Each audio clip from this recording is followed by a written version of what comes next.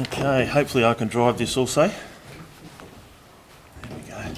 Okay, so my name's Nick Fox. I'm the National AOD Manager for Alcolizer. So AOD stands for Alcohol and Other Drugs. Doesn't mean I'm the person to come for alcohol and other drugs, but it means that I know a little bit about it. My history is basically I was a WA police officer for 22 years before I went to the dark side and did some study. I could never bring myself to be a defence lawyer, so I went and did the same thing and was a prosecutor for 7 years. Maybe I like telling people what to do, that's what it is. Alcolizer Technology is a West Australian company. We are the only manufacturers of alcohol and drug testing devices from Australia. Our main competitors are a German company and an English company, but we pride ourselves in the fact that we make everything here in Australia. In fact, we make everything here in Western Australia. So our offices and our factory and so forth are all in Balcatta, and we ship it around the world from there. So we're one of the big three alcohol and drug testing manufacturers in the world. Something we're very proud of, the fact that we still use it or make it here. We don't take anything from overseas, we don't ship things from China, it's all made here in Western Australia.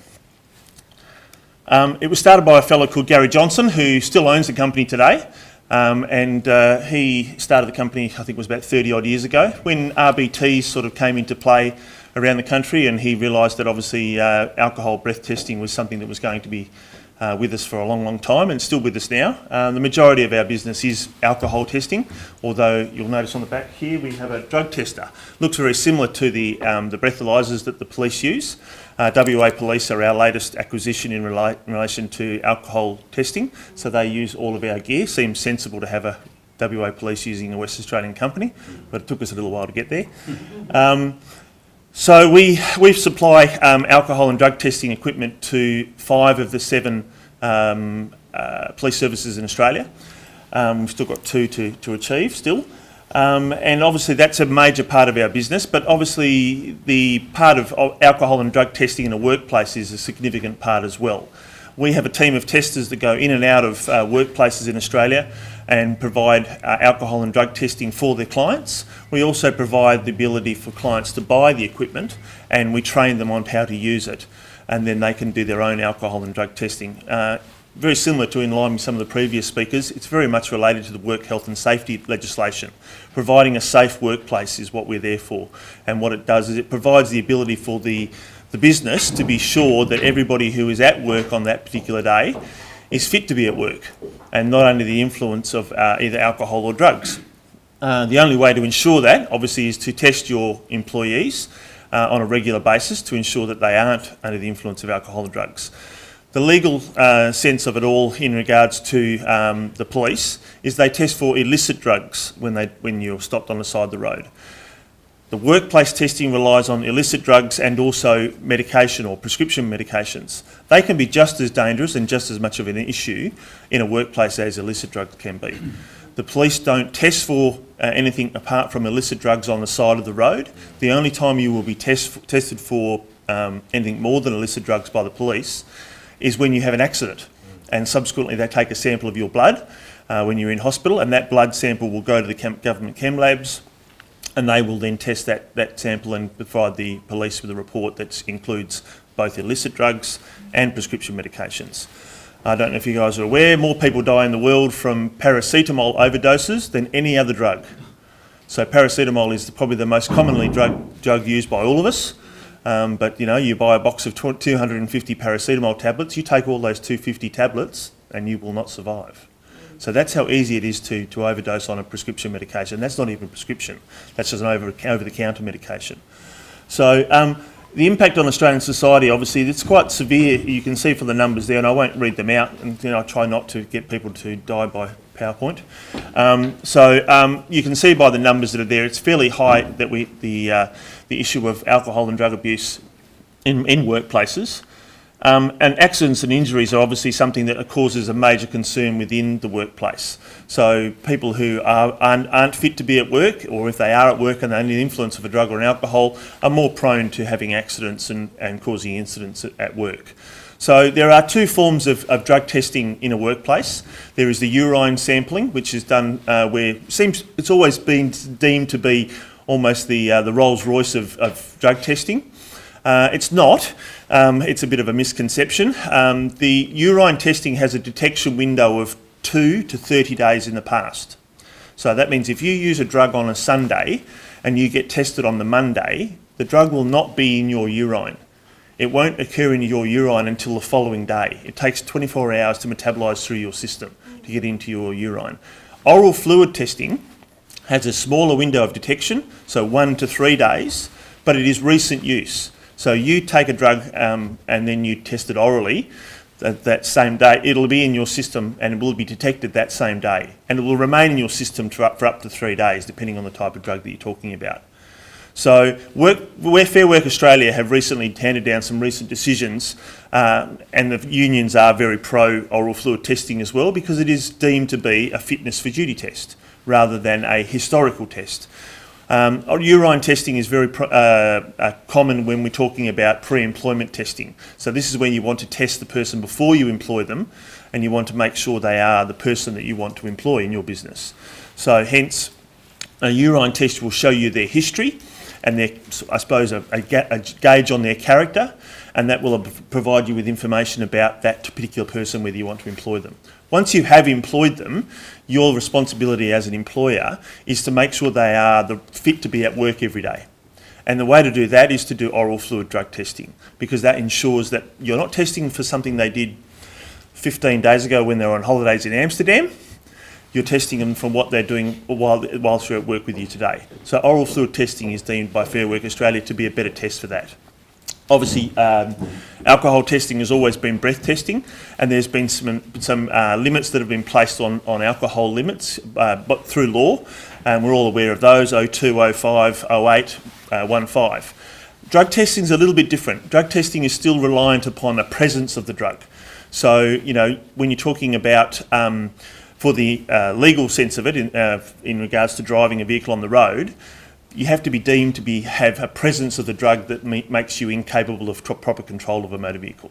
Workplace testing relies on the Australian standard, and the Australian standard sets a level, a cut-off level, and it says if you are below that cut-off level, you are deemed to be negative and you are okay to be at work. If you're above that cut-off level, you are deemed to be unconfirmed or positive until it goes to lab, and that is where they deem you to be not fit to be at work on those days. So obviously, if somebody goes unconfirmed with a particular drug group and there's a positive test continued at lab, that can deem that person to have been breached the AOD policy of the company, and that will lend them to then being obviously subject to disciplinary action. And that can be everything from, you know, being fined, days off work, to all the way through to dismissal. Most companies have a zero tolerance to drugs and alcohol in a workplace. Very sensible in the sense that you do not want anybody to be at work with any alcohol or drugs in their system. It can vary a little bit, obviously depending on whether you're driving a desk or whether you're driving a semi-trailer. Totally different, but you've got to get yourself to and from work as well, and obviously there's a risk factor there as well. So alcohol and drugs in a workplace are deemed to be extremely risk factors, and when you've identified that risk factor, then that's when you have an alcohol and drug policy in place to deal with that risk factor. The worst thing you can do is have an alcohol and drug policy and then never do any alcohol and drug testing, because you've identified the risk, and then we all scoff, but I've seen it on numerous occasions where people will create an alcohol and drug policy because that's what they've been told they have to do, and then they never test any of their workers. And then when suddenly something goes wrong and somebody is either injured or killed, worst case scenario, and they front the coroner, and the coroner says, "You have an alcohol and drug policy?" "Yes, I do." "When was the last time you actually tested anybody to test that alcohol and drug policy?" "We've never done that." Again, you've opened yourself up to failing to provide a safe workplace, and we saw the penalties for that earlier in one of the previous speakers. Huge money we're talking about.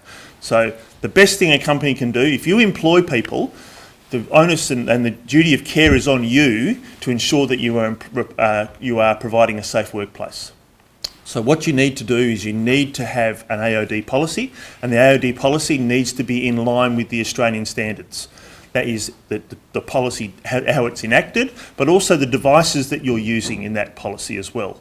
There's plenty of devices out there that are brought in from overseas that are basically negative generators, and they will not provide you with the right results. They'll tell you that everything is okay and they're all negatives, but they're not. So you need to make sure that your devices you're using are Australian standard devices. And this is where I do the old Alcolizer provides devices that are Australian standard, both for breathalyzers and for drug testing. We're the first company in Australia to meet the latest Australian standard for alcohol testing devices. So all of our devices are in line with the latest Australian standard. 12-month calibration on those devices, so every 12 months they require calibration to make sure they are still in line with the Australian standard. Likewise with our drug testing devices. The Drugolizer behind you, as you see there, that's the smallest, most accurate portable oral fluid drug testing device in the world. Again, Australian made. So, very proud of that fact that our nearest competitor for that particular type of device is a shoebox-sized device that needs to be plugged into mains power and can't be moved around. This is as portable as our breathalyzers and as accurate. We're talking 96 to 98% accuracy. So very, very accurate. So if this device tells you there is something there, hazard a guess there's probably something there. And that's through saliva testing? It is a saliva test. It looks the applicator looks very similar. If you've all probably done rats, the little applicator turns blue, the little dot on the back of it. Yeah. This works off the same technology, and when the dot turns blue on the back of the applicator, you click it into the cartridge into the device, which goes into the top here. Yeah. And then, so it's 1 minute in the mouth, 2 minutes in the device, and then all the results are up on the screen. And you can see they're very clear, the results. Negatives are green and unconfirmed are red. We use the word unconfirmed. We used to use the word non-negative. But obviously that's a double negative, so that it was grammatically incorrect. So when they amended the Australian standard, they changed it to either unconfirmed or requires further testing. So this is a screening device. So what happens then is you get an unconfirmed on a screening device, you then do a confirmatory test, which goes off to a NATA accredited lab, and the NATA accredited lab will analyse the results on that script from that test, and they'll provide you with a report. That report is the positive or the negative. Yep. So you're using saliva? Yes, yes. When you do the confirmatory test? Saliva again. Okay. Yes, this is where some people get confused. They think I do a saliva or an oral fluid screening test. Yeah. I follow it with a urine confirmation. No. Oral fluid screening, oral fluid confirmation. Right. Urine screening, urine confirmation, because this will pick up recent use, whilst a urine confirmation test will pick up what the person did up to 30 days ago, but it won't pick up recent use. Yeah. So you're not comparing apples with apples, you're comparing apples and oranges. So you should always go, whatever you've screened with should be what you confirm with. And it's a bit hard to have a condom full of saliva and waiting in your mouth, isn't it? It is. It's almost impossible to dilute or interfere with the results of a oral fluid test because you're under observation as well. Whilst, urine test, you're going into the toilet cubicle. I've seen and heard of all sorts of weird and wonderful things that people will do. Come out with a urine test and it's cold. And we all know that urine's not cold. And this particular donor told the tester that the reason that his urine test was cold because he just had a can of Coke.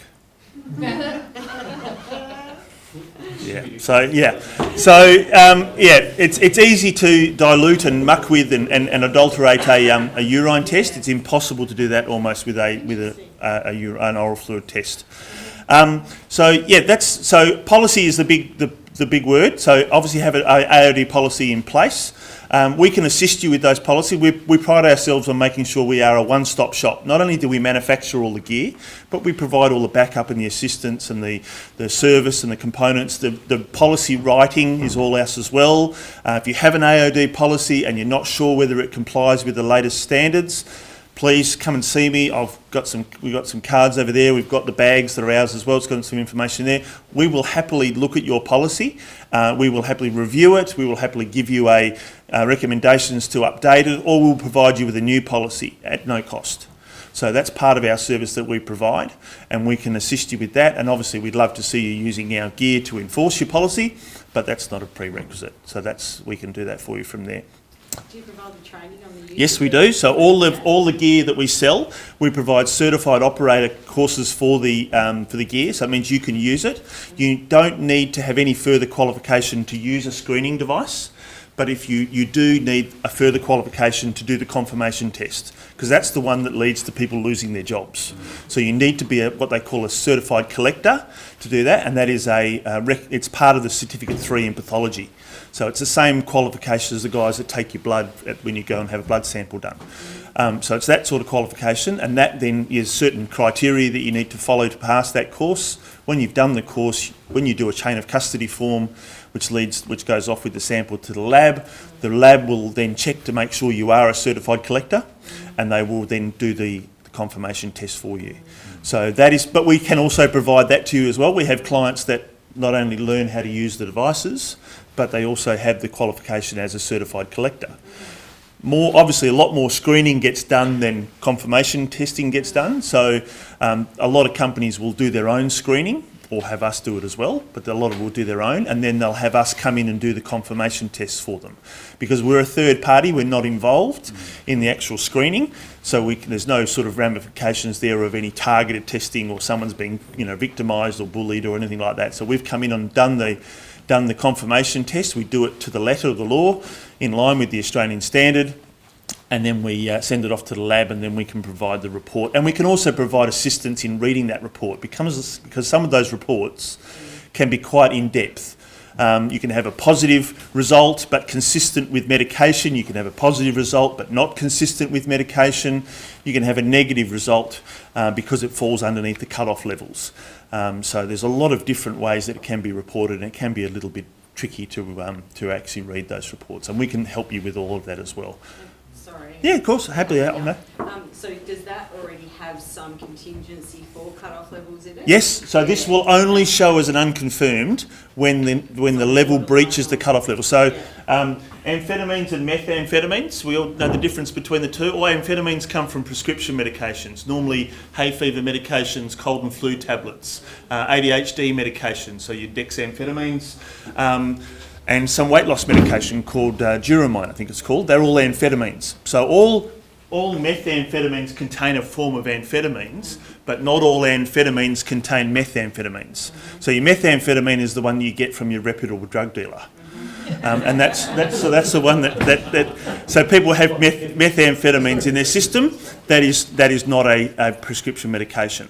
Benzodiazepines are sleeping tablets. Valium is the most common of sleeping tablets, and obviously if someone's taking those, they're normally prescribed, but again, you've got to ask, if you're on that sort of prescription medication for sleeping, are you fit to be at work? And you might be if you're driving a desk, but you certainly maybe not be if you're driving a truck.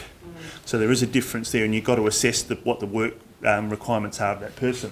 And I suppose check the prescription as well to make sure. Oh, of course, and a lot of people will abuse prescription medication. Yeah. We see a lot of it with cocaine is cocaine, we know that for a fact. That's nothing that duplicates cocaine. But opiates or opioid medication. Majority of opioid medication is prescription medication. It goes from everything from a Nurofen Plus, Panadine Forte, all the way through to Tramadol and Pethidine.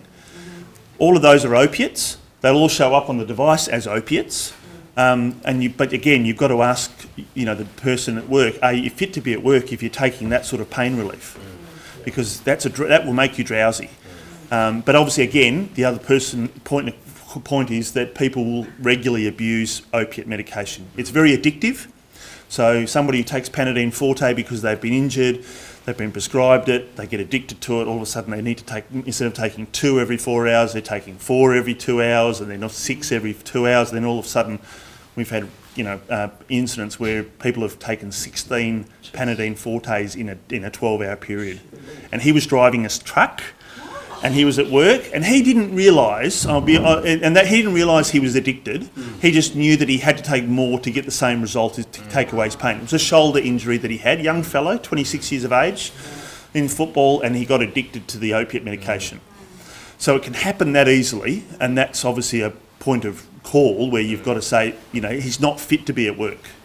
And so they obviously stood him down until he was able to show that he'd got himself back on track with that. It happens regularly, and it's in a situation, it happens a lot where people, normally it follows surgery, and they've been given some pain relief, and then some people have addictive personalities, and they get more addicted than other people do.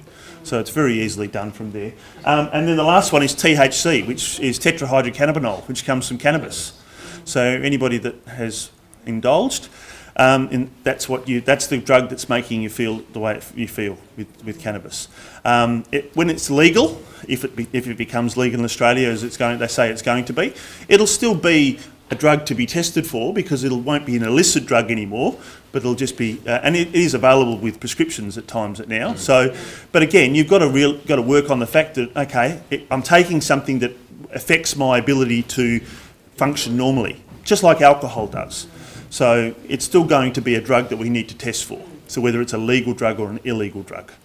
And then alcohol obviously is another point of call as well, and that's the most abused drug across the board. We don't consider it a drug because it's socially acceptable, but it is. So that's how we go from there. So any questions?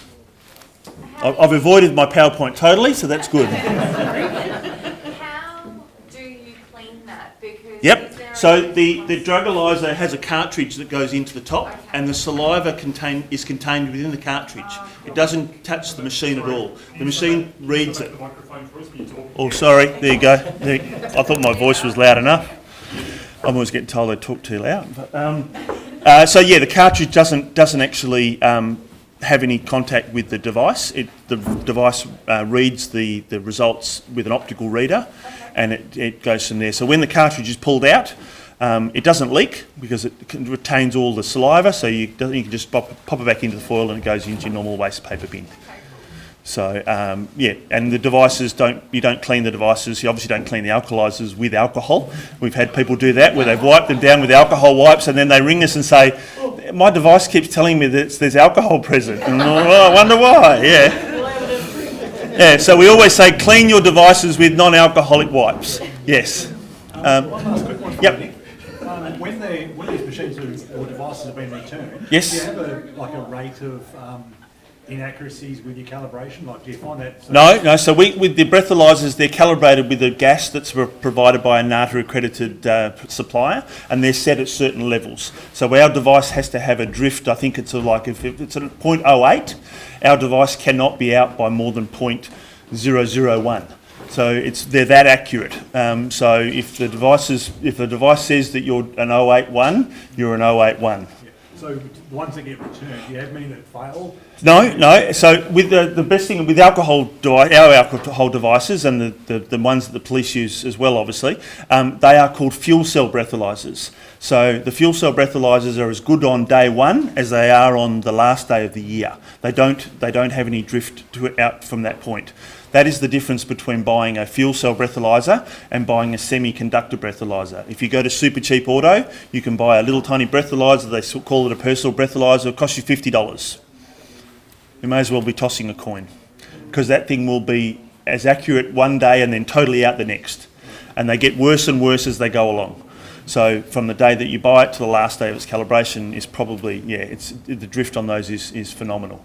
But fuel cell breathalyzers have been deemed don't have that drift. And as I said, they're used by law enforcement throughout the world.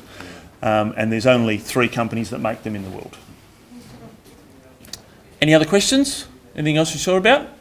Hopefully in your packs you've got some information about us.